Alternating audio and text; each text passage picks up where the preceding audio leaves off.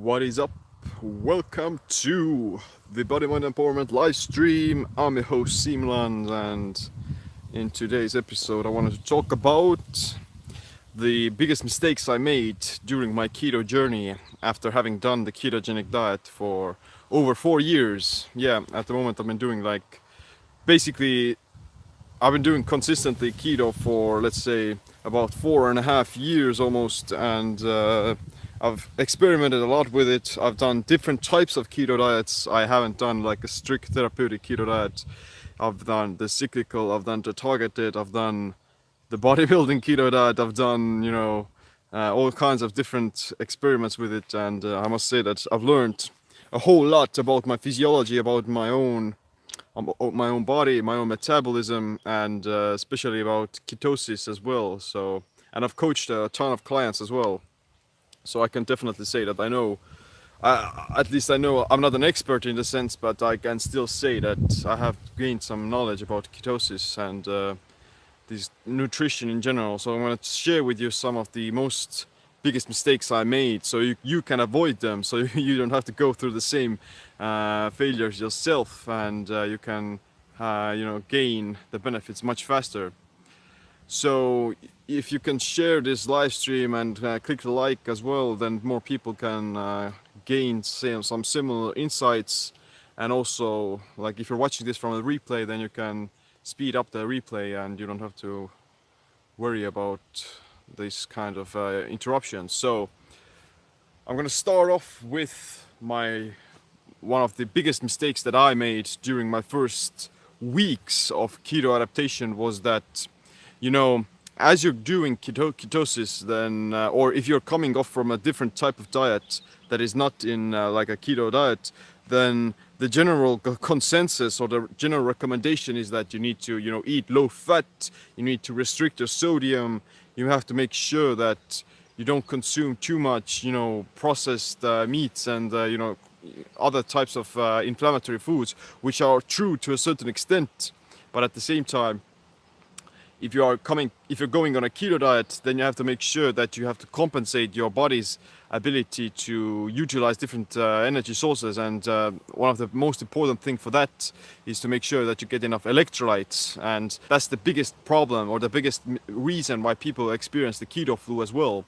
They kind of go on they're coming off from they're simply so used to not consuming that much sodium from their foods, and that is basically going to make them feel lethargic. It's going to promote heart palpitations, swelling, fatigue, lethargy. They're going to feel like crap, and that's the biggest problems of ketosis that can be actually easily fixed. You have to make sure that you supplement, or you have to compensate for the lack of insulin and lack of blood sugar by adding some more sodium into your foods.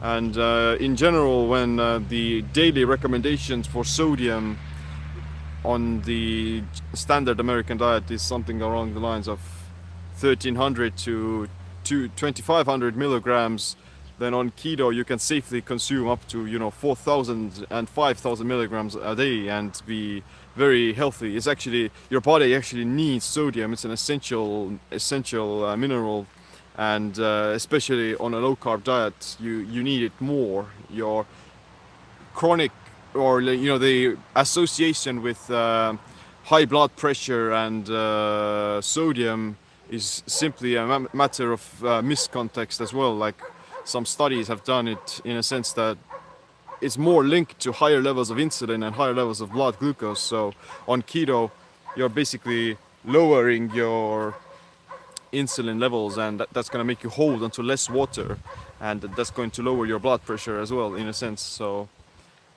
the biggest mistake is not getting enough sodium. So the other minerals or the other electrolytes like potassium and magnesium are also important, and you can't, potassium deficiencies are also quite common because there is the keto foods you eat, you may simply be not able to get most of your potassium needs by simply eating vegetables and stuff like that, and people aren't simply gonna take some potassium supplements by default. So for potassium, the best sources of potassium are stuff like avocados, pumpkin seeds as well, And there are these different types of brands like potassium chloride salts and things like that that you can also add into your diet. But in my experience and in my opinion, you don't have to worry about potassium that much as long as you're getting your sodium in check.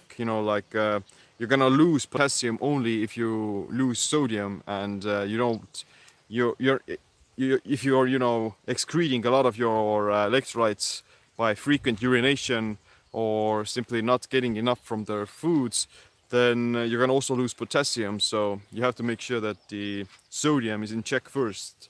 So I don't even worry about potassium that much as long as I'm, getting enough of the leafy greens.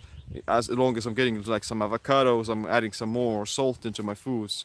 So yeah, and the last mineral is magnesium. Most people are like definitely deficient of magnesium, and it's one of the most important electrolytes in your body. It governs like almost 300 metabolic reactions in your system, so you have to it's like essential. And we don't get enough magnesium even if you are eating a healthy diet, in a sense that the soils are quite depleted of these minerals, and our food isn't as nutritious in that sense. So supplementing magnesium is definitely a good idea, even if you are eating like a whole foods based diet. So I take like I do take like different kinds of magnesiums, but I've found that the best ones are actually magnesium oils and these tinctures that you can actually rub onto your skin, because it's going to be more bioavailable and it's more easily absorbed. So I'm gonna answer a few questions in the meanwhile before I carry on. Hey, I'm keto and doing high intensity interval training, having trouble with gains. Could you suggest specific foods? Right, wrong time to eat? Well, it depends on like what you mean by having trouble with gains. If you want to build muscle, then high intensity interval training isn't the best way to do, build muscle. In a sense, to build muscle, you have to do resistance training. You have to cause, uh, you know, physical. You have to cause overload, like physical overload for your muscles, and also make sure that you have to be consuming like adequate amounts of protein. Actually, can you give me like feedback? Can you hear these dogs barking in the background, or is it okay? Because I have some I have some dogs in nearby who are doing some training, and there's kind of barking there. Okay, the dog's not bad. Awesome. 400 magnesium, 400 milligrams of magnesium per day. Yeah, 400 is like the general. 400 is like the minimal I would take, but yeah, 400 to 450 is like the good optimal dose, because you're gonna excrete the excess. Your body isn't your body. It's like not more. More isn't always better. You don't want to be consuming these vitamins and minerals in excess, because you're gonna simply excrete them, and they may actually, block the absorption of certain other minerals. So, okay, the dogs, they're like barking every once in a while, but it's fine. I've been fasting for 8 days. Awesome. That's nice. Like depends on what the goals are, and hopefully it's gonna all gonna go well. Okay, I'm gonna carry on with the second biggest mistake I made when I started keto, and that was drinking too much water as well. Like it's like if eating several meals a day is like a big myth, then drinking all the time is also another second paradigm shift that I think we all need to go through, in a sense that the problem is that if you are drinking constantly throughout all the day, all the time, then you're inevitably gonna urinate more frequently, and that's gonna make you lose some of the electrolytes and minerals as well. So that's a huge issue of people actually feel more lethargic, and they experience the keto flu because they're simply drinking too much water, and they're also not compensating for that by adding more sodium. So it's like a vicious feedback loop of drinking more, urinating more, and not adding more sodium into their foods. So that's another mistake that I think like all of us can actually learn from, and we can see instant results, because once you start getting enough of the sodium and electrolytes, then keto becomes so easy and it becomes more enjoyable as well. You feel more instantly energized as if you consume like this big salty batch of, I don't know, bone broth, or this big cup of water with some sodium in it that's going to rehydrate you. So yeah, in general, what I recommend to do is like not try to reach a certain limit of, oh, I have to drink like 2 gallons of water a day or something. That's quite arbitrary, and it's not doesn't apply to everyone. So what I do is simply drink whenever I'm thirsty, and don't worry about it that much. I do consume, and whenever I do drink water, then I'm gonna add some pink Himalayan rock salt into it, definitely, because regular water is, it doesn't gonna it won't hydrate you as much. What are your favorites healthy fat sources? Well, like probably if I ever want to eat some fat or add some extra fat into my daily macros, then I would eat something like pork belly or bacon or something like this very fatty chunk of meat with some real protein attached to it as well. Maybe like bone marrow, ligaments, stuff like that, because I think like it's gonna be more effective in terms of whatever goal I may be. Like if I want to lose fat, then I would be much better off by getting slightly less calories from like this piece of meat with some fat, rather than adding extra fat from, like, let's say, some oils and stuff like that, because the oils are more calorically dense but they're less satiating. You can, drink a whole bottle of olive oil without feeling like you've eaten anything. So yeah, in my opinion, the healthiest sources of fat is to kind of focus on fattier chunks of meat and fattier chunks of protein. But other healthy sources of fat that I still consume every day are stuff like olive oil. I do think like olive oil is at least it's one of the most researched and one of the most, proven fats to have like most health benefits for the heart and stuff like that. So I do make sure that I consume like some olive oil every day, like at least 1 tablespoon or 1 to 2 tablespoons in my salads or something. And MCT oil of course is another healthy fats. It has like it's one of the best ketogenic fats, in a sense that it's actually going to directly promote ketone production in your liver. It's going to be instantly utilized for energy. And also like avocados are also like great, they're quite good, delicious, and they have potassium, so those would be my top 3. How much protein do you feel is acceptable? Dr. Mercola likes to keep protein pretty moderate, 0.8 grams per kilo of body weight, but others are more relaxed. Yeah, that's going to actually lead us to mistake number 3 that I made on when I started keto, was that I consumed too little protein during my first weeks of adaptation. Like I was, it is like very dogmatized and said that, okay, protein, it can spike insulin and your body may potentially convert it into sugar through gluconeogenesis, which basically means that steak into cake in your bloodstream. But in reality, that's not going to happen that much, in a sense that the gluconeogenesis is also only driven by, or mostly driven by, demand, not supply, which means that your body only converts, or your body goes into gluconeogenesis if it feels the need to, not because of you consumed more, if you gave it more glucose, in a sense, or more protein. And also, like, gluconeogenesis isn't a bad thing. Gluconeogenesis is essential. You would die without gluconeogenesis, and especially if you are eating a low carb diet, then you need some gluconeogenesis, because your brain, although your brain runs very efficiently on ketones, your heart also needs some ketone, or your heart can also run on ketones, but they can only do it to a certain extent. They still need a few grams of glucose every day, and for that to be covered on a low carb diet, that's where gluconeogenesis comes into play. And gluconeogenesis occurs all the time, even if you are eating a therapeutic ketogenic diet. Like, you're converting fat into glucose as well to feed your brain, to give it the essential glucose it needs, at least in some amounts, in small amounts. So gluconeogenesis is nothing to be worried about.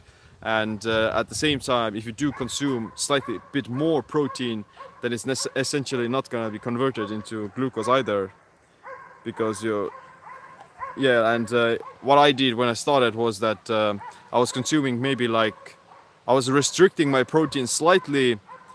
I would say I consumed maybe like for my body weight, I was consuming I consumed like 100 grams of protein, which would be something along the lines of 0.7, 0.6 grams per pound of body weight. But not sure how the math goes at the moment. But like in general, when I did, feel the mental clarity. I was in ketosis, I was burning fat, but at the same time, I felt like my performance at the gym and with exercise slightly suffered because of that as well.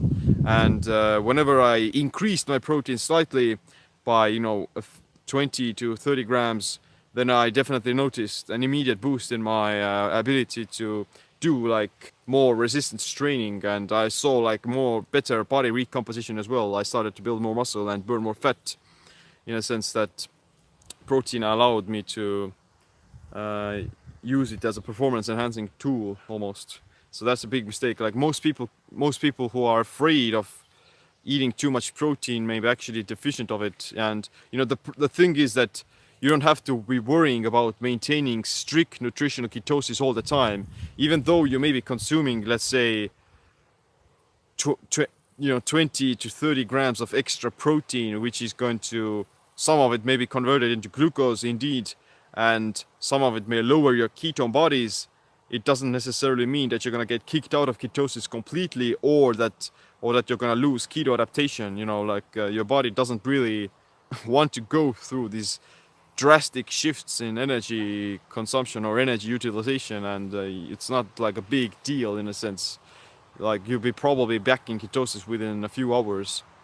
So yeah, and consuming slightly more protein can be beneficial for whatever body composition purposes you have. If you wanna lose fat, if you wanna like lose some of the extra body fat you have, then substituting some of your fat macros with some slightly higher protein can help you with that, because consuming more protein is more protein sparing.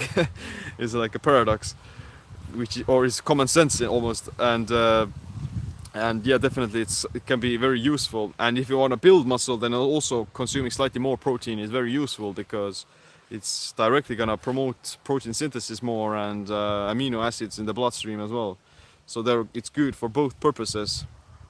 And the longevity aspect of it is as well kind of overhyped, that protein is gonna give you cancer or something. That's kind of misinterpreted or taken out of context, because like if you give too much protein to a diabetic or a person who already has cancer or some epileptic seizures or some tumors, then of course that extra protein can make it worse. But people who are exercising, then their demand for protein increases, and if they don't get that protein, then that's the moment when the gluconeogenesis through demand switch over, when their body goes into the mode, okay, we need to repair, but we don't have the amino acids from our food, we don't get enough of the nutrients from our food, then we're gonna start to break down our own muscle tissue. So that's actually my rant on this regard. We have my libido is higher on carbs personally. Well, yeah, it's like it's maybe a common problem with some people who are doing keto, because they the carbohydrate restriction is simply another additional stressor on the body that's going to lead to the down regulation of other hormones, hormonal productions, and thyroid functioning as well. So keeping your cortisol low and stress low on keto is especially important as well, whatever diet you're doing. But on keto, it's like an additional stressor that may make things worse. If people aren't getting enough sleep because of keto adaptation, because of keto flu, because of restricting their sodium, because of having higher insulin levels because of the sodium restriction, because of exercising too intensely, thinking that they need to hit themselves harder to get into ketosis, then all of those things they're gonna build on top of each other, and they're gonna do some OMAD, they're gonna do intermittent fasting as well. They're gonna starve themselves, caloric restriction, carbohydrate restriction. They don't sleep, bam, bam, all those things. Like, it's like it's not never this one thing that is affecting. Like, it's a holistic thing, and they're all connected with each other. But consuming some carbs is definitely good in a sense that, or at least using carbohydrates strategically in certain situations is definitely a good idea to not hit adrenal fatigue, or to not burn yourself out because of your exercise routine doesn't match your fuel intake. You still could benefit from adding some carbohydrates around strategically into your day if you're working out hard or if you're already lean. And yeah, it's like the idea is to use carbs only when you've reached your kind of body, if you've reached your goal body composition and you're trying to build on top of it. And that would be like mistake number 4, I would say. 4, yeah. That you have to stay ketosis strict all the time. That's not like that I actually realized quite quickly, that I fixed like within a few weeks.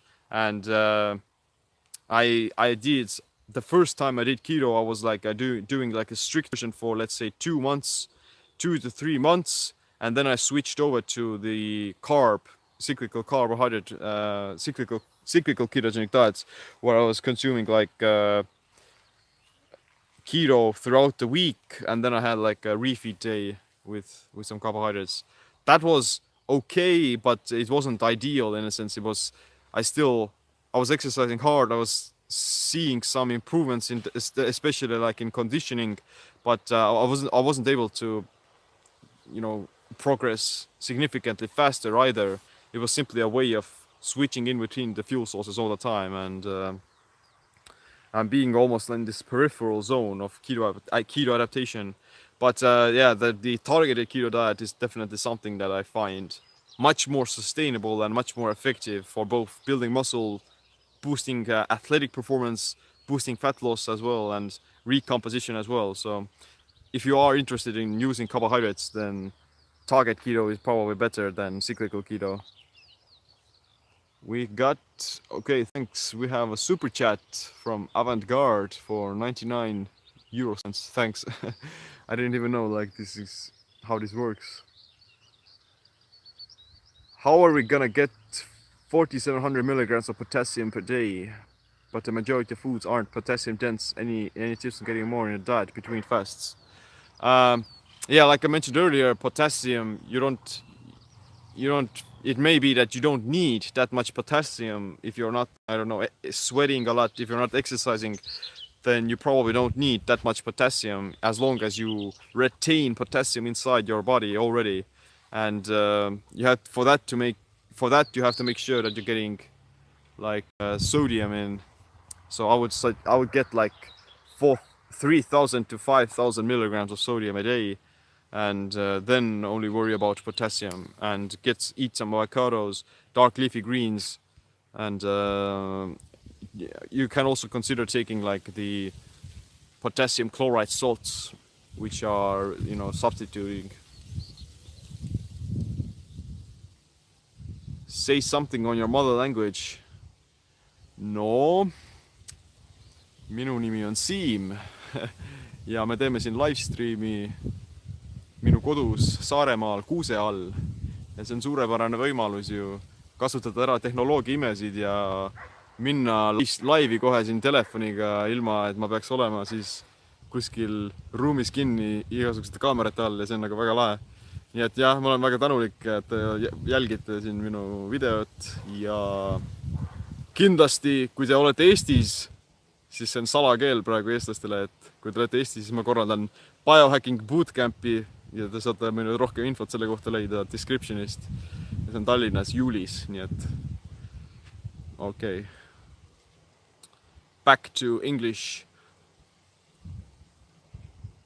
Do you ever practice TKD for training, building muscle? I haven't done it at the moment anymore because I've been experimenting with some other stuff. But yeah, if I ever wanted to hit myself hard, or if I ever wanted to have like a very intense workout, or if I'm exercising, let's say 2 days in a row with very high intensity, then I would do like a target keto with maybe like 5 to 10 grams of carbs with some protein.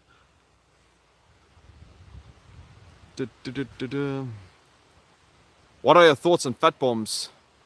Nah, like it's like they may be like good, tasty foods in the sense that they're gonna be, most of the fat bombs are gonna be like some sort of a high amounts of fat with some these artificial sweeteners or sugar alcohols as well, which I would say isn't ideal for your gut health either. And although they're ketogenic, they're gonna help you to get a ton of fat into your daily macros. Then the reason would be like, why would you want to consume that many fat? Why would you want to be adding a ton of extra fat onto your diet? Are you trying to maintain strict therapeutic ketosis?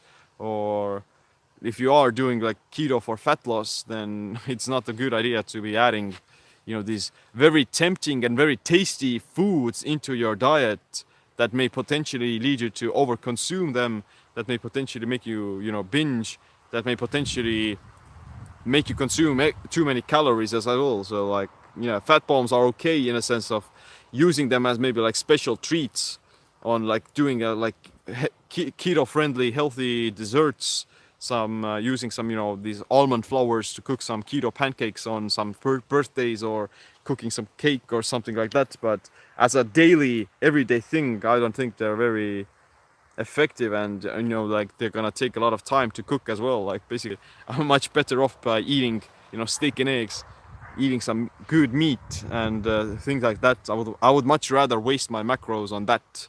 I would like steak or eggs and some other healthy sources of keto foods, rather than go into the fat bombs. How do you manipulate protein to trigger less mTOR pathway 1 meal a day? Yeah, like mTOR is regulated by insulin and protein the most. So if you're doing keto, then you're already suppressing insulin, you're keeping your blood sugar low, which is naturally going to suppress mTOR.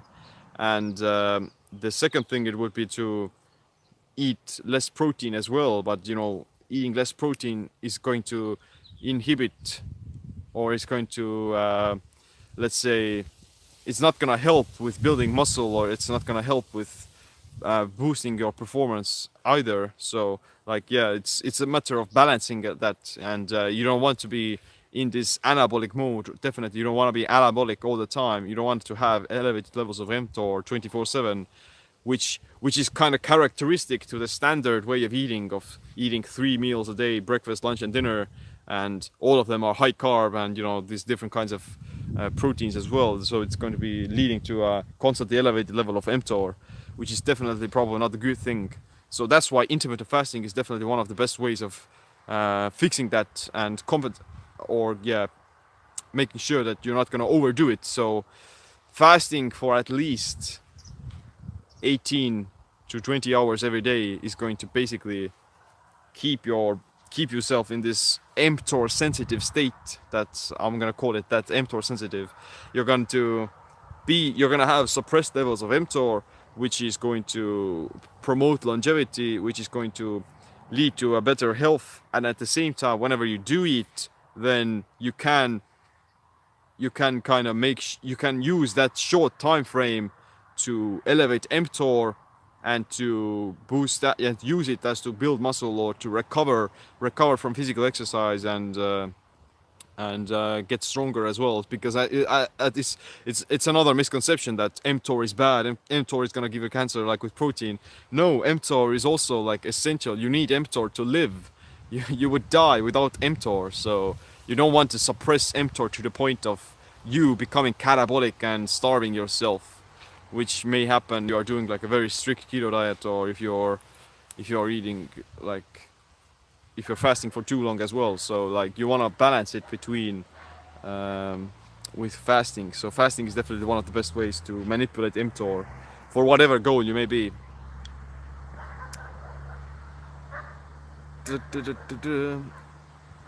Is there any room for extended fast during a bulk?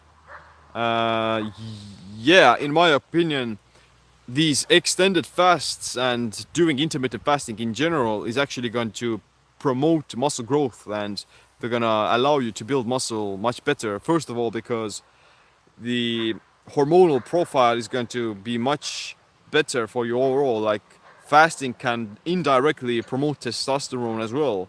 Like luteinizing hormone has been shown to increase like, I don't know, like 180% or something like during 24-hour fasts.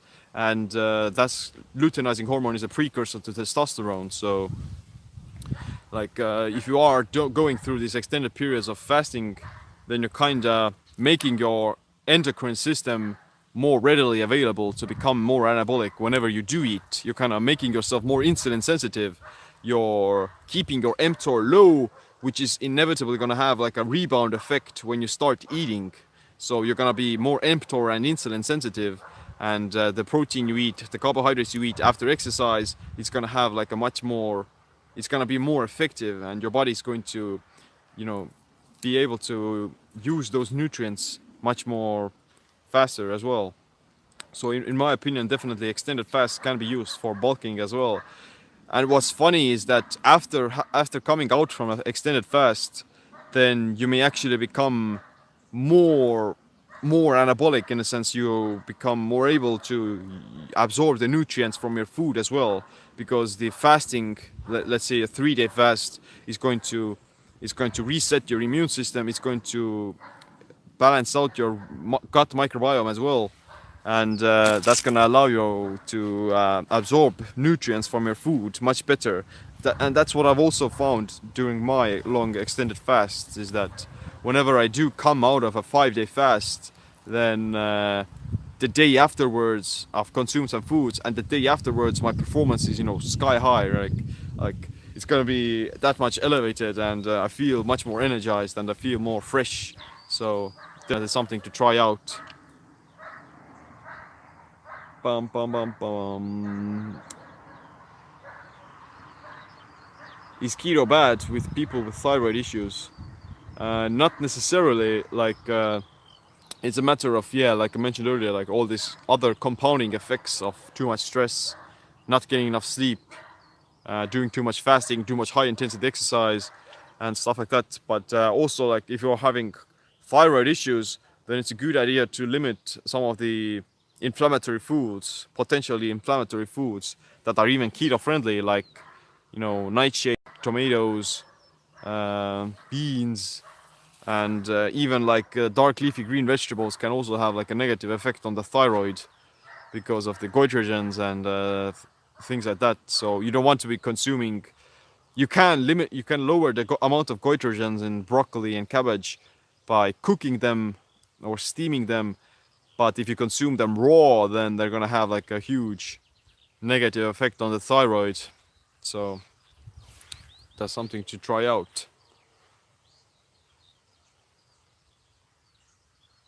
Is it possible to take advantage of mTOR with target keto diet, considering you won't exercise fasted by having dextrose pre-workout? Um, I'm gonna say that if you, the best time to take the target keto, you know, carbs or something like that is during the exercise, not pre-exercise, because the thing is that if you are in a sedentary state, if you're not exercising and you take those carbs, then it potentially maybe make you hypoglycemic. You're gonna get kicked out of ketosis because your body is not gonna use those carbs immediately, and you're gonna get kicked out of ketosis. You're gonna get hypoglycemic, and it may be like a very negative effect on mTOR as well. So the best time to take those carbs, in my opinion and in my experience, is also like during during the exercise itself, like 15 minutes into the exercise, when you've already burned some ketones, you've already, you know, ramped up some of the intensity, and then you take those carbs. They're gonna be much more effectively used during the exercise already. And in theory, if you do take those carbs during that time frame, you know, the 15 to 20 minutes into your high intensity exercise, then potentially they're gonna sidestep the negative side effects of mTOR as well. You're gonna, you know, use those carbs for muscle building and protein synthesis without elevating mTOR to the point of, you know, diminishing returns. So I think like that may be a huge hack in a sense of kind of sneaking in, backdooring mTOR, pun intended. How much is enough sleep? Um, that depends on the individual, but in general, like 6 to 8 hours is the Goldilocks. I haven't seen much people who are functioning effectively on less than 5 hours of sleep. I did like polyphasic sleeping a few years ago, yeah, 2 years ago, and it was interesting in the sense that I was able to function on 4 hours of sleep during the 24 hours, but at the same time, I did notice that I wasn't able to push myself that hard with physical exercise. You know, there was like limiting factor. I was able to function cognitively, but my physical, I simply didn't have enough REM sleep for recovery, so I kind of stopped it after that. Dum, dun, dun, dun, dun. I love raw cabbage. Oh no. Is it okay to go Oma at cold turkey? Yeah, for sure. It's like super easy. Like that would be like let's make it the fifth mistake I made on keto was that I didn't start fasting extensively enough. You know, like it's so easy to fast when you are on keto diet and you don't even have to worry about eating 2 meals a day. You can happily eat 1 meal a day on keto. And I wish I had gone into it sooner because it makes my life so much easier. It's more enjoyable and it allows me to be more productive and not spend and at the same time still enjoy food during dinner time. So at first I did keto with 2 meals a day, like with the 16 and 8 hour of fasting, but then as I started getting more serious with it, then I switched over to 1 meal a day and stuff like that. So it's much more effective and more enjoyable in my opinion. But it's not you don't have to do it like the 16 and 8 hour is, you know, the minimum everyone should do.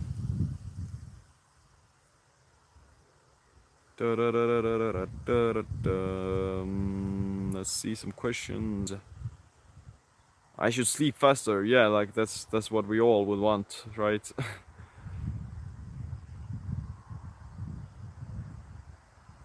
Cyclical keto we mentioned earlier already, like is not as good as the targeted keto, or in my opinion.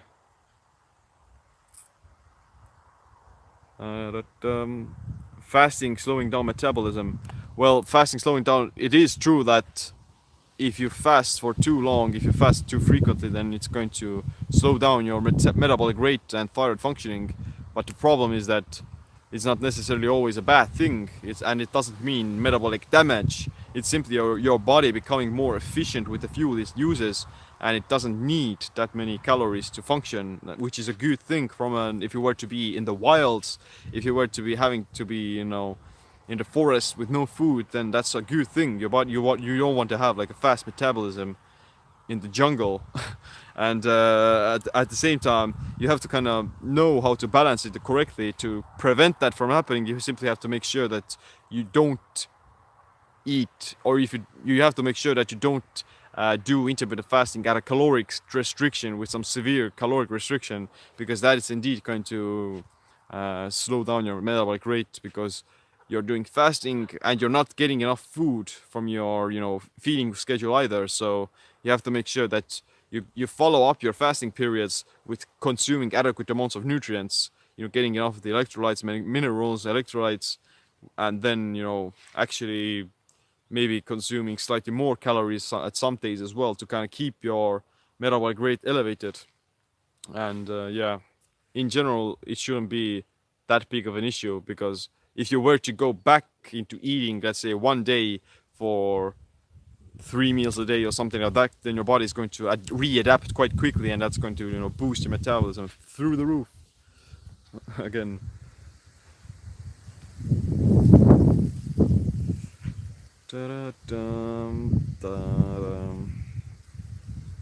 How many times a day can you drink apple cider vinegar? I would say that basically I consume it like maybe twice a day, and I usually do it during my fasting window somewhere, and then before I eat food as well, kind of like some apple cider vinegar with some salt in it, some lemon juice as well maybe. The first time I do it during the fasting window, I add some baking soda as well, but before I do it or before I eat, then I'm not gonna add the baking soda, because baking soda is going to, it's not gonna promote digestion. It's gonna make your gut too alkaline, and that's not good for digestion. You want to have like a more acidic environment when you're eating food. Okay, we've been doing this live stream for 40 minutes. I'm gonna wrap it up. I'm gonna repeat the mistakes I made. First of all, not getting enough electrolytes, not getting enough sodium.